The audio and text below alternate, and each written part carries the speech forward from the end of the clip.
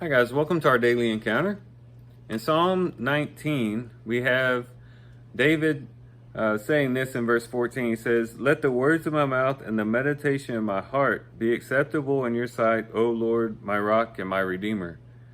He said, "Let the words of my mouth and the meditation of my heart be acceptable in your sight."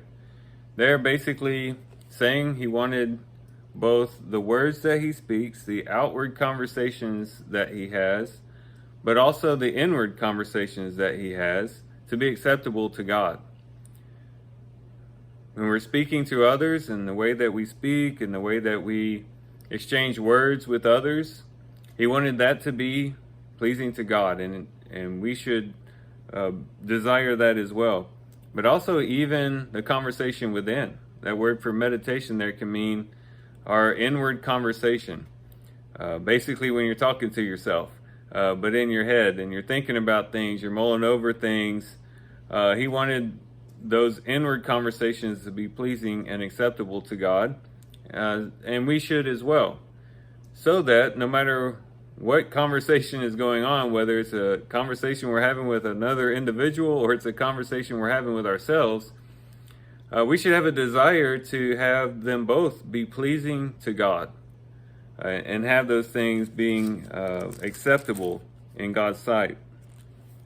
And it's the rest of the psalm, previous to that, that really shows us how it is that we could have outward conversations and inward conversations that are pleasing to God. And it basically boils down to two things. One, meditating on the glory of God and the works of God in creation. And then secondly, meditating on the wisdom of God through his word. He talks about how the heavens are telling of the glory of God and their expanse is declaring the work of his hands. And the following verses expand on that and give more detail to that. But that's the main idea, that the heavens, as David would look up at the stars or look up at a beautiful sunset and the clouds, he'd realize that as he looked up, he could recognize and see the glory of God in those things, but also the work of God, the wonderful way that God has constructed this beautiful creation. And as he looked up at the stars and up at the sky and meditated on that, he recognized that there was another language that was being spoken to him through creation, not in any type of human tongue or human language, but there was communication about those two things, the glory of God and the work of God. But then also, we can meditate on the wisdom of God through his word. The law of the Lord is perfect, verse 7 says, restoring the soul. The testimony of the Lord is sure, making wise the simple. And again, it goes on to talk about it in more detail further down. But to meditate on God's word and to get into the word and have that not just something that we do in the morning and then set it aside and forget about it, but constantly thinking about what we read, going back to what we read. I would even suggest as you do your reading, maybe not do it all at once. Maybe read a chapter in the morning, a chapter midday, and then maybe a chapter at night, depending on how many chapters we have each day. But just to give yourself time to really think about it and really concentrate on what's being said. Meditating on that, having that in your heart, can help in having the meditations of your heart, of course, acceptable to God.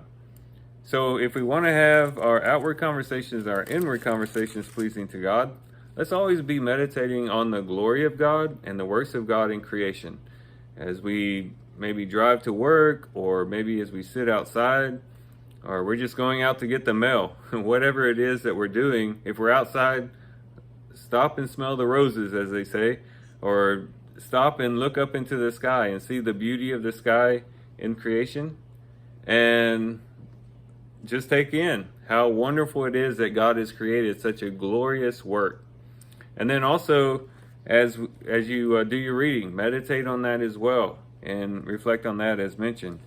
And as we do this, it'll change the way that we think. It'll change the inward conversation that we have. And when the inward conversation that we have changes, then our outward conversations change as well. Because as Jesus said, what comes out of the mouth really just comes from the heart.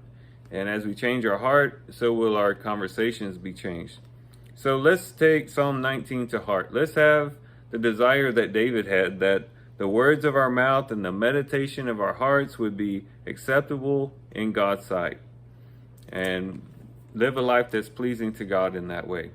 So with that, guys, I do thank you for watching the video today. I hope you guys have a great day. Love you guys. God bless.